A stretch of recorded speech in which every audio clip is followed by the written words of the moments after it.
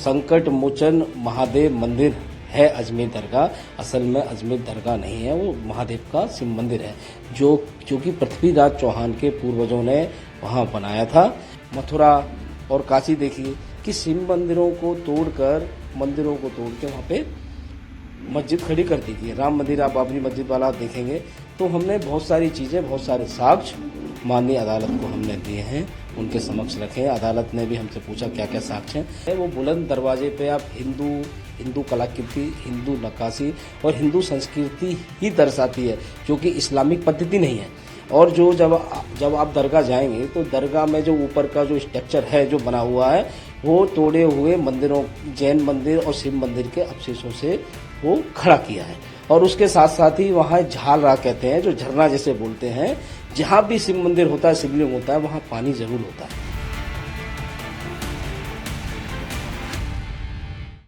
ये पहले तो मैं आपको बता दूं, ये कोई पीआईएल नहीं है, ये सिविल सूट फाइल हुआ है।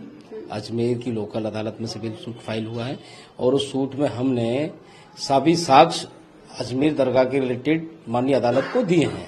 और उसमें हमने साफ लिखा है कि जो संकट मोचन महादेव मंदिर है अजमेर दरगाह, असल में अजमेर दरगाह नहीं है, वो महादेव का शिव मंदिर है जो कि पृथ्वीराज चौहान के पूर्वजों ने वहाँ बनाया था। और जहाँ तक चिश्ती साहब की सच्चाई की बात है, आपको पता है मोहम्मद गौरी के साथ वो आए थे भारत, और उसके बाद उससे पहले वो जो अजमेर है वो अजय मेरू के नाम से जाना जाता है। और वहाँ पे पृथ्वीराज चौहान का जन्म वहीं हुआ था, वो जन्म स्थली है उनकी। और आप देखिए मोहम्मद गौरी ने आए, कितनी लड़ाइयां लड़ी, कितना हमारा लूटा। और उसके बाद जिन्होंने ख्वाजा साहब का निर्माण कराया उस दरगाह का, उन लोगों ने, खिलजी ने विश्वविद्यालय तोड़ा नालंदा, और वहां पे एक 2.5 दिन का झोपड़ा है जो 2.5 दिन में मस्जिद बना दी गई, एक वो तैयार किया। और वहां पे संस्कृत विद्यालय था, वो तोड़ के बना लिया। उसी प्रकार से आप सारा देखिए, ज्ञान वापी देखिए, मथुरा और काशी देखिए कि शिव मंदिरों को तोड़ के वहां पे मस्जिद खड़ी कर दी गई। राम मंदिर आप बाबरी मस्जिद वाला आप देखेंगे तो हमने बहुत सारी चीजें, बहुत सारे साक्ष्य माननीय अदालत को हमने दिए हैं, उनके समक्ष रखे हैं। अदालत ने भी हमसे पूछा क्या क्या साक्ष्य हैं, हमने सब कुछ उनको विस्तार से बताया और समझाया।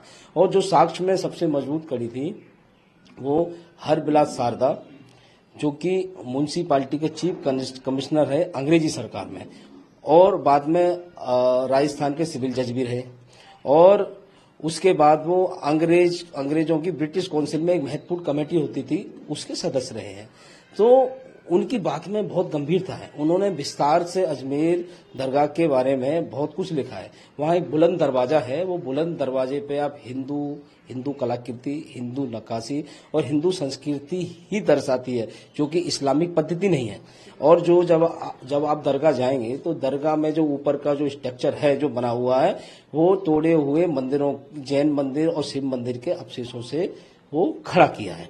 और उसके साथ साथ ही वहाँ झाल राग कहते हैं, जो झरना जैसे बोलते हैं, जहाँ भी शिव मंदिर होता है, शिवलिंग होता है, वहाँ पानी जरूर होता है। आप कहीं पे भी देखेंगे तो वहाँ बहुत बड़ा झरना था, पहाड़ों के बीच है। अब दरगाह आप देखोगे तो वो वहाँ शिव मंदिर ही था पहाड़ों के बीच में, उसको तोड़ के वहाँ दरगाह बनाई गई।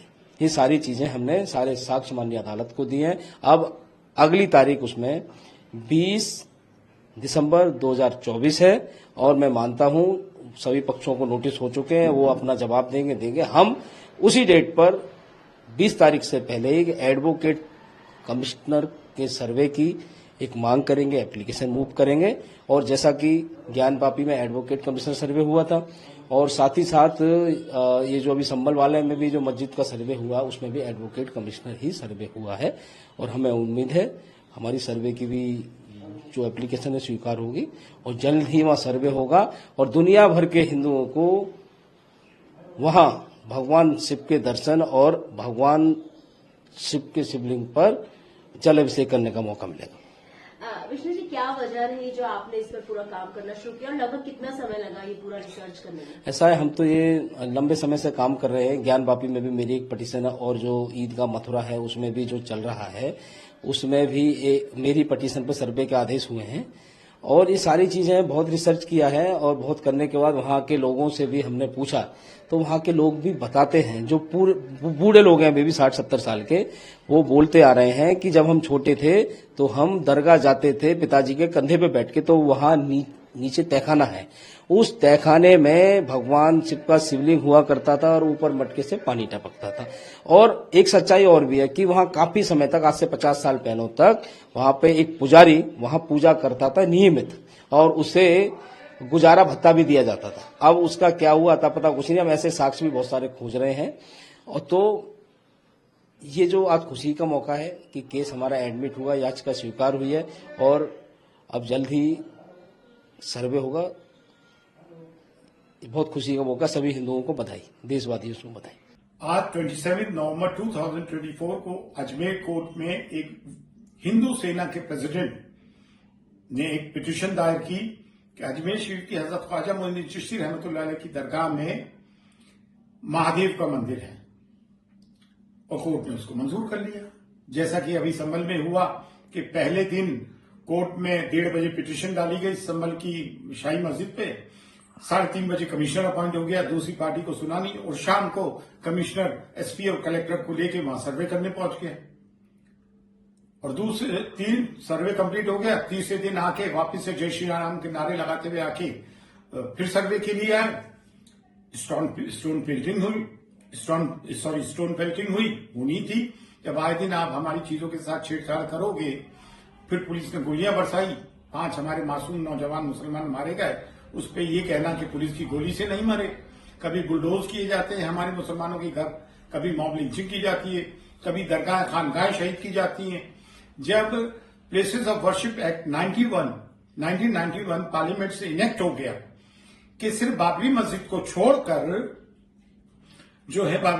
छोड़कर जितनी भी प्लेसेस ऑफ वर्शिप हैं 1947 तक जो उनका स्टेटस को है वो ही रहेगा, उसका स्टेटस को बदलेगा नहीं। तो फिर ये बाबरी मस्जिद का फैसला आया, हमने जहर का घूंट पीकर उस फैसले को बर्दाश्त किया, जबकि 5 बेंचेस जज का ये कहना था कि वहां पे बाबरी मस्जिद demolition was a criminal act, एक क्रिमिनल एक्ट है और वहां कोई मंदिर के ऐसे अवशेष नहीं मिलते हैं। फैसला हमारे हक में था, उसके बावजूद भी एक मेजॉरिटी कम्युनिटी को दे दिया। हमने जहर का प्याला इसलिए पिया देश हित में कि देश में अमन शांति रहे। लेकिन कौन सी अमन शांति रही, क्या हुआ? वही की वही, एक मस्जिद क्या गई, ये तो तमाम मस्जिदों पे कब्जा करने की सोचने लगता है। ये तो आए दिन का हो गया, कभी दरगाह खानकाहें शहीद होती है, कभी कुछ होता है। और कांग्रेस के जमाने में जब एक्ट आया था तो कांग्रेस क्यों नहीं बोलती है, और प्राइम मिनिस्टर ऑफ इंडिया खामोश क्यों है? खामोश क्यों नहीं रहेंगे जब वो कहते हैं कि इनकी वेशभूषा से इन्हें पहचान लो।